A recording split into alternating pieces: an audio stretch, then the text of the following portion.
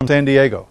On behalf of San Diego State University, I am proud to welcome you all to our International Training Center's 1998 video conference series entitled Competitive Success with a Global Focus. With this broadcast, we celebrate ITC's first decade of service to the international community.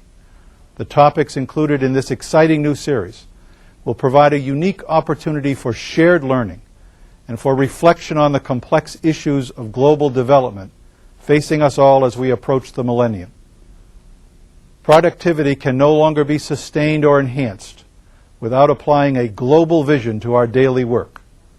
Being able to understand and manage effectively the concepts and techniques presented here will enable participants to take advantage of the exciting opportunities of globalization and technology transfer and lift our performance to a world-class level.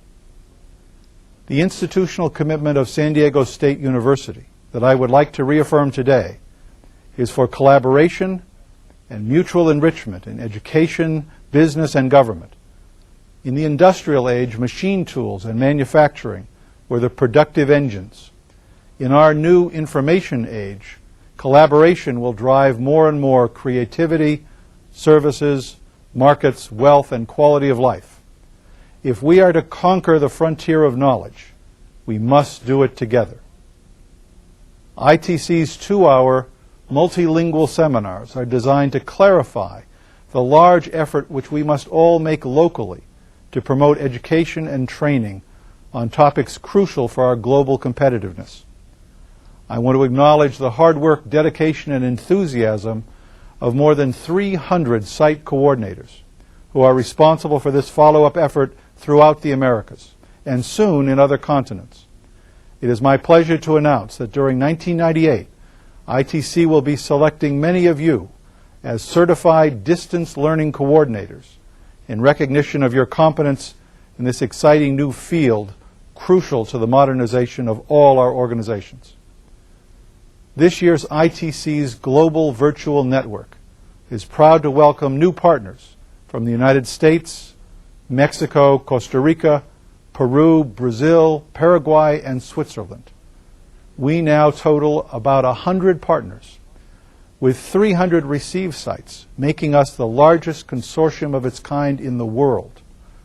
Thank you all for your support and commitment. I look forward to seeing many of you here in San Diego again next January. Thank you, and let's get started.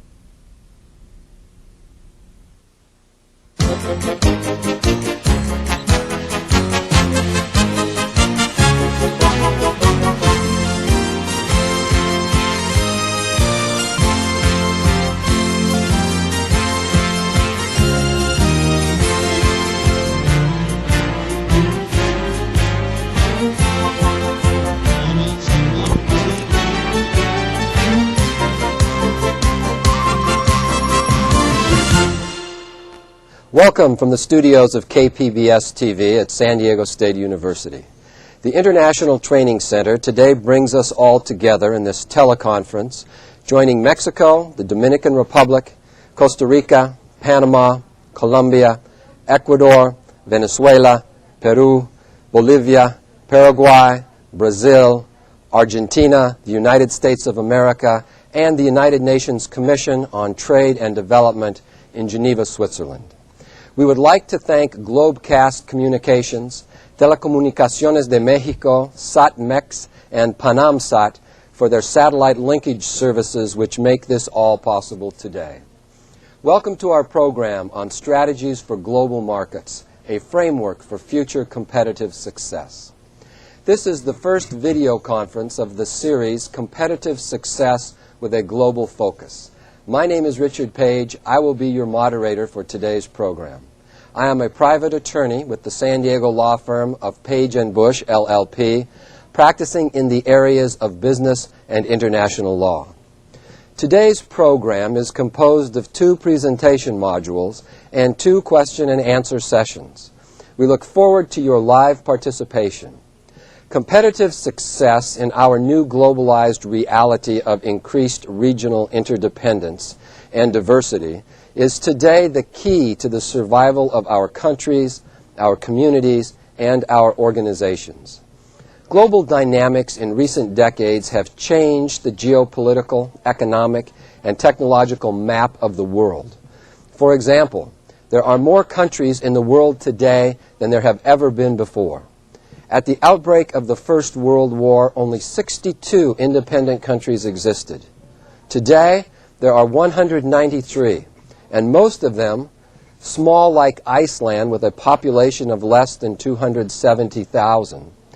87 nations have populations under 5 million. 58 have fewer than 2.5 million people, and 35 have less than 500,000. Colonial rule and centralized political systems have given way to the growth of the minis. Just like in government, in business and education, the minis are a new force. Larger does not mean more power anymore. Nations with big populations are often politically powerful, but they are not so often prosperous. Of the 10 nations with populations of over 100 million, only the United States and Japan are prosperous. Of course, many small nations are poor, but being small is no longer a barrier to wealth.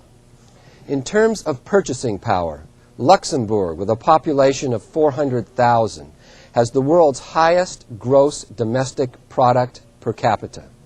Singapore is a living example of a community turned into an entrepreneurial state. There is no doubt that size brings some clout and power, but it is now bringing fewer benefits than it ever did. All of our communities, even the most remote and marginal, are now united via some kind of interactive telecommunications medium, particularly by entertainment television programming. Globalization is thus producing messages that we all hear and share, and that, like it or not, somehow influence our behavior and our local cultures. This means that we now seek to acquire many of the same things regardless of our past traditions. This has established globalized markets within the confines of our own backyards, our own cities, and our organizations. Globalized marketing, therefore, does not mean we need to go to other regions, nations, or continents with our productive capacity. We need to implement globalized marketing strategies in our own traditional local markets if we are to survive and succeed. What are the new strategies for competing successfully in today's environment of multinational production, distribution, and consumption? There is no doubt we must reinvent ourselves in space, time, quality, quantity, scope, and size. How to envision, plan, strategize, and act on these changes to be able to compete successfully is the topic of our exciting video conference today. Our speakers are known not only as thinkers, but also as practitioners in this new and exciting field of human endeavor. It is a pleasure to introduce to you today's expert speakers, Mr. Stanley L. Schultz and Mr. David Chaudron. Mr. Schultz is a business consultant and entrepreneur. For many years, he has been active in the United States and foreign markets as a marketer, distributor, and manufacturer. Particularly in Mexico, he maintains a business presence. His background includes that of merchant, property owner, and university and college instructor and lecturer. As president of the Schultz Companies, established in 1924, he is known as a resourceful provider of financial services to the business community. A graduate of the University of Southern California School of Commerce, he holds a master's degree in management and a master's in business administration. In addition, he was a consultant with McDonnell Douglas in their counter-trade and offset program in Finland, Yugoslavia, Austria, and Hungary. Dr. Chaudron is managing partner of Organized Change, formerly Chaudron Associates, a consulting firm specializing in strategic planning, teams, organizational change, and assessment. Dr. Chaudron has over 18 years of experience working with a wide variety of clients in manufacturing, service, petrochemical, aerospace, financial, and governmental sectors. Dr. Chaudron holds a degree in organizational psychology and has written numerous articles for business journals, including The President, published by the American Management Association. Welcome, gentlemen. Let us begin with an introductory question. What impact will telecommunications have on marketing in the 21st century? And how will education, business, and government entities have to restructure themselves to take advantage of this incredible new resource? Mr. Schultz? Well, I can't underscore or emphasize more the importance of the new technologies in today's global marketing. Networking alone can only be accomplished by use of these technologies. As far as education, that follows along. David? I couldn't agree. Someone once basically said this was the death of distance is what telecommunications has caused. And besides creating perhaps a level playing field, I think it's created an entire another field on which organizations, governments, and institutions can play. It's a whole new set of rules, and where what used to be an advantage is no longer an advantage, and what was a weakness is no longer a weakness. And I think because of that, we have to really think about how we as organizations and as constituent companies can really take advantage of the situation. Thank you for your comments. Let us begin with Module 1, in which Mr. Schultz will describe some of the effects of globalization on marketing strategies.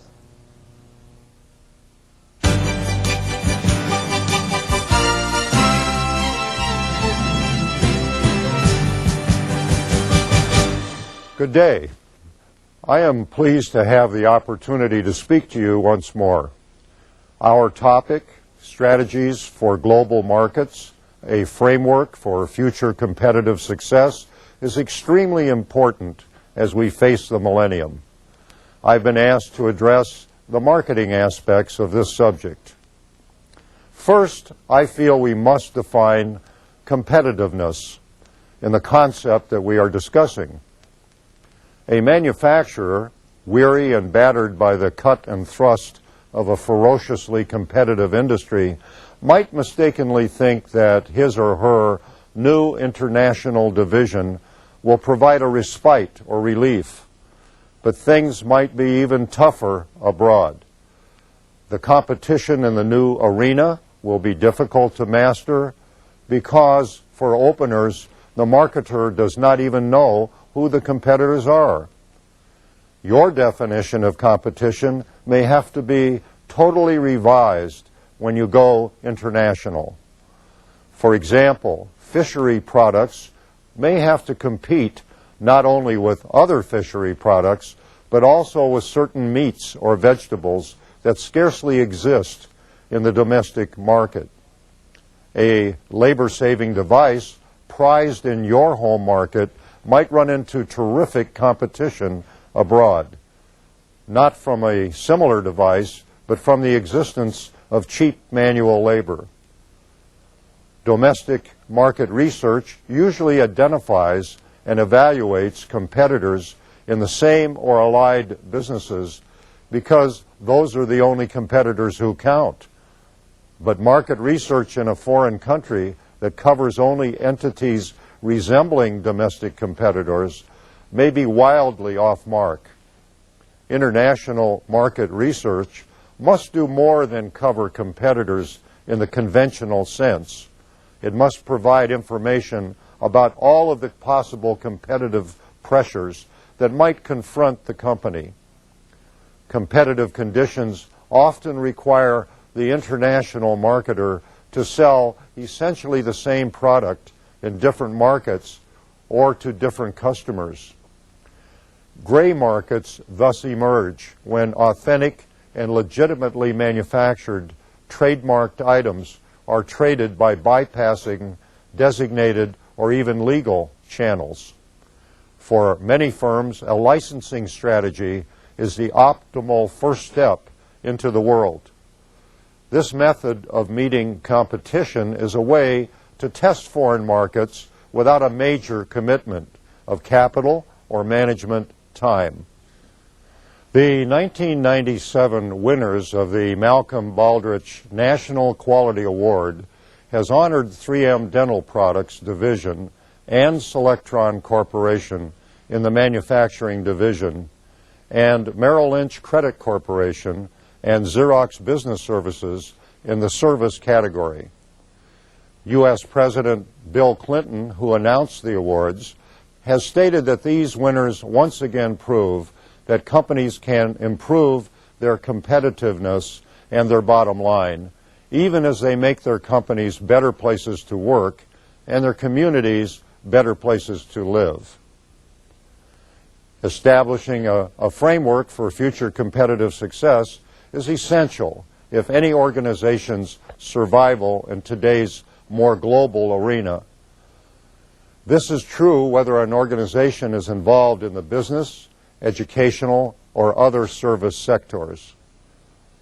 Let's now quickly review globalization itself by definition and its effect on large, medium, and small business organizations. Let us begin by defining globalization. To do so, we must understand global economic integration. The globalization of our daily lives is evident everywhere, from the products we buy and use to the attention paid to exchange rate movements in the morning newspaper. Globalization is not simply a matter of increased trade. We see it also in the worldwide markets for currencies and credit, in the pattern of production, and in the flow of information and technology. At the dawn of the Industrial Revolution, new ideas took decades to filter even across Europe. Now they spread around the world at the speed of light.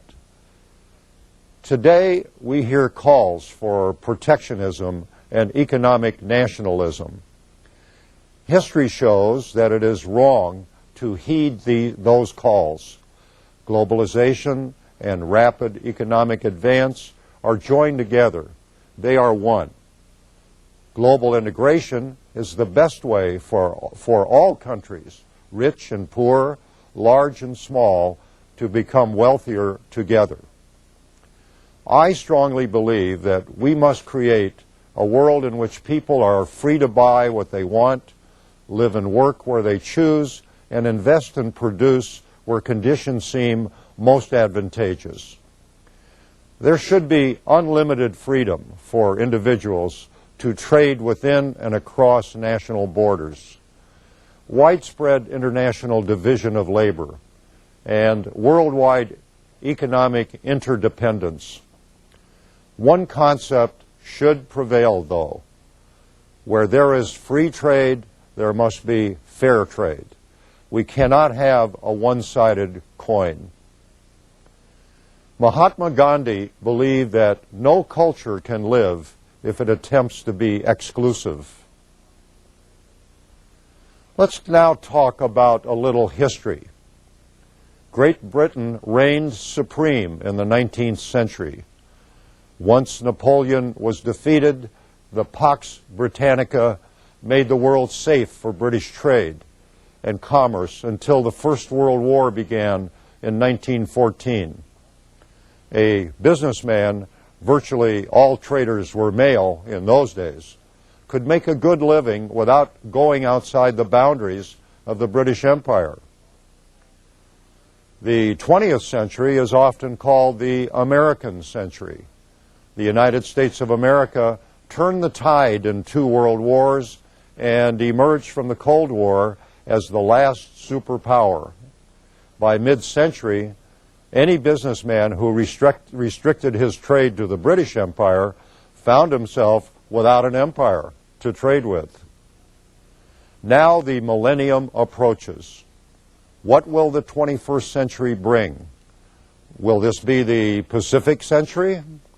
Only 1 year ago, it was felt that if power were to shift to the world's most homogeneous and forward-looking nation, the 21st century would be known as the Japanese century.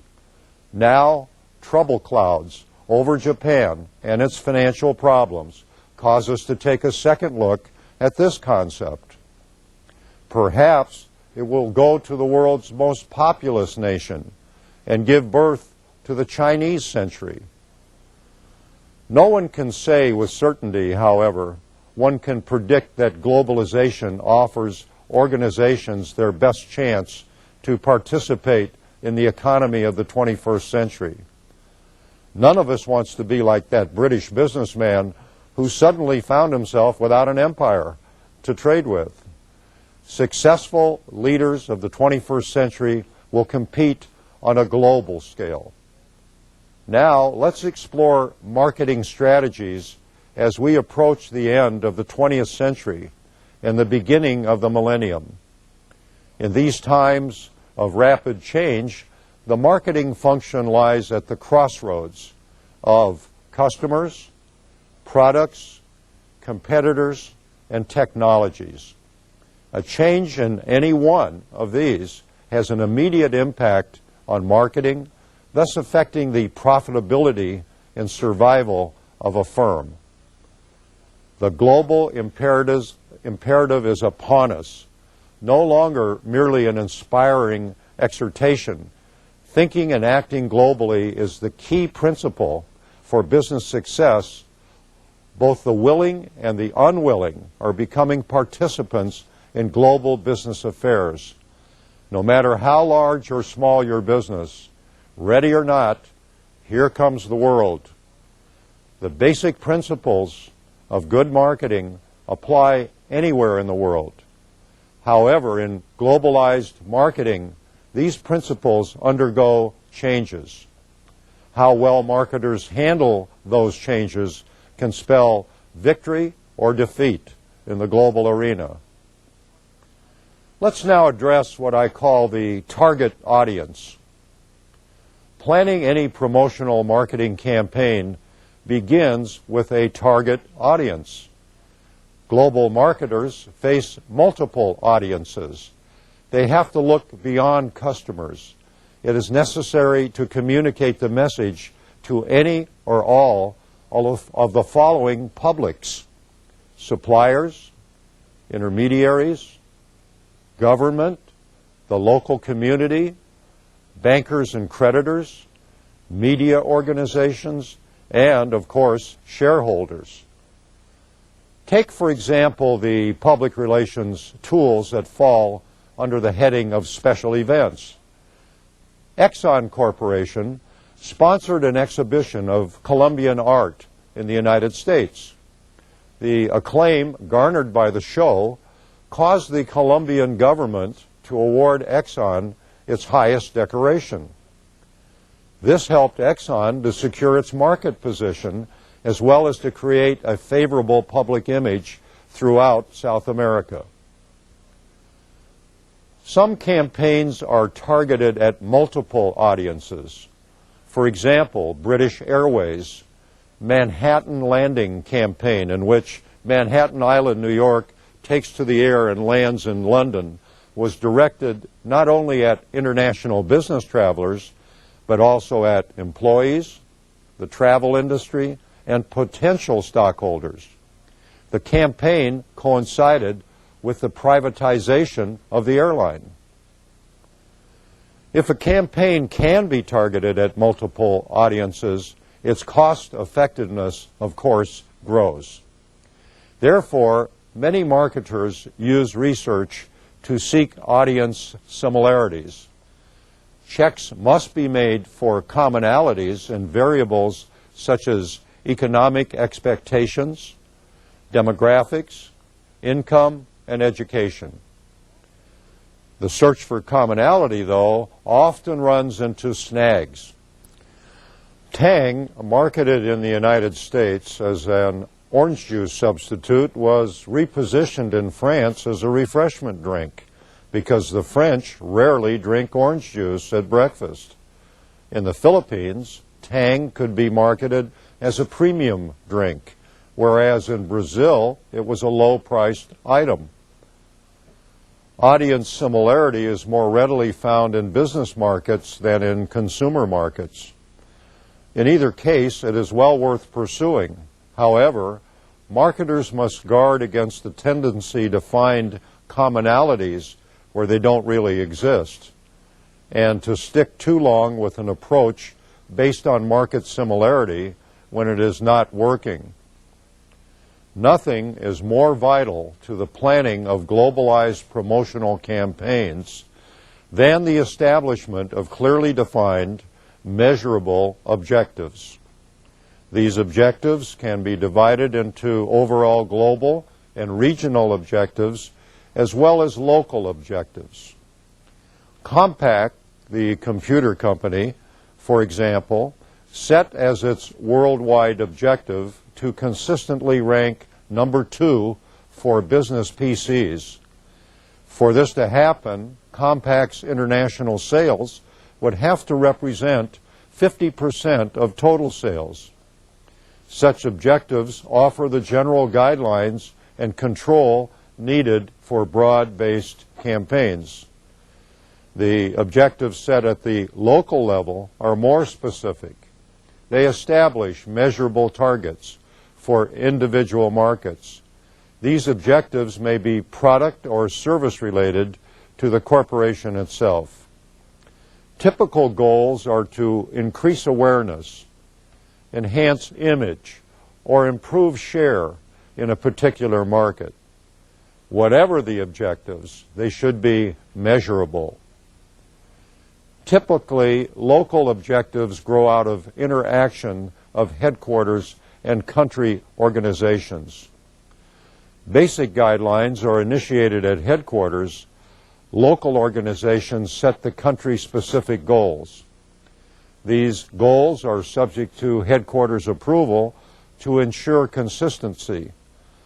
Although some campaigns, especially those extending widely across the globe, have more headquarters involvement than usual.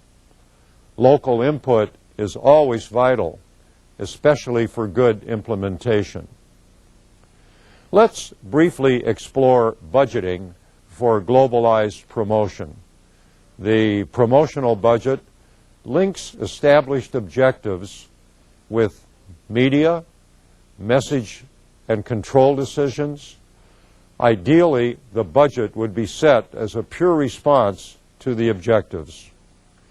In the real world, of course, it doesn't work this way. Resources have to be allocated, and unfortunately, they are not always allocated on the basis of pure merit. Squeaky wheels are greased. Long-established thinking holds sway past the point at which it should be decisive. There is infighting, sniping, and forced trade-offs. Internationally minded marketers who try to push innovation encounter considerable obstacles. In funding global promotion, most marketers use the objective task method. Other methods used in order are based on percentage of sales, executive judgment, how much a company can afford, matching competitors, doing it the same as last year plus a little more, and same as last year. Media strategy is very important. In any promotional campaign, target audience characteristics, campaign objectives, and the budget are the three main legs on which rests the choice among media vehicles and the development of a media schedule. In global marketing, there are some special considerations, including the availability of the media in a given market, the product or service itself, and media habits of the intended audience. Media spending varies dramatically around the world. The United States spends more money on advertising than all the other major advertising nations combined. Some countries, Peru, Venezuela, and Costa Rica, for example, have traditionally concentrated a very high percentage of advertising in television. In countries where commercial television and radio have been unavailable, even in this day, or in limited use, the percentage devoted to print soars. Oman, 100%, Norway, 97%, and Sweden, 96%. Radio accounts for more than 20% of total measured media in only a few countries, such as Trinidad and Tobago, Nepal, and the Republic of Mexico. In 1987 surveys, outdoor transit advertising accounted for 48% of Bolivia's media spending, as against only 1.6% under the same category in the United States. Cinema advertising is important in countries such as India and Nigeria. In China, the prevailing advertising technique for decades and to this day has been 7,000 outdoor boards and posters found outside factories, all of them carrying hand-painted advertisements. All this is changing as the world changes. The reach of television is making it increasingly difficult for countries to limit it. Nevertheless, in going worldwide, the marketer must reassess the media situation in each market and, if necessary, tailor the message to the media available. Now I would like to explore marketing in today's global arena. I would like to briefly explore 8 extremely important elements that I have isolated for a successful marketing strategy. After many years as a working marketing manager and many more as a marketing consultant and in lecturing, conducting executive seminars, and teaching throughout the world, I have talked with and spent time with hundreds of working managers. I've learned a great deal about what executives and managers between the ages of 25 and 60 know, and what is more important, what is most important, what they do not know. I present these 8 major areas where many working managers of all ages and experience frequently need help and guidance. First, many working managers do not truly understand how business and free markets works, the importance of growth and the part costs play in strategy, how markets grow, develop, and change over time, or how an individual business develops a long-term strategy to capitalize on this knowledge. While quite a few managers now understand the importance of market share in determining profitability, few understand that product, service, quality offers a similar competitive advantage. The fact is that only a few companies can have large market shares, but quality is a competitive weapon available to every company. Secondly, many managers have difficulty really seeing their own company and its competitors in an impartial, objective manner. Too often, they view their companies as something unique and existing apart from everything else. In particular, many working managers struggle with specifics when it comes to how the external environment, including competitors, affects their own business and its profitability. Third, when managers have truly mastered the 2 previous elements, the question always becomes, what do I do now? The answer is to develop a mission statement, a sense of purpose, a defined direction. Coming up with the answer to this question is difficult, but finding it is the true art of management. Fourth, while finally this is changing now, at last, I am simply amazed how many smart, successful, working managers do not truly understand the importance of the customer in their businesses. Why is this? Because they don't know much about their customers, so they cannot deal with them in an effective manner.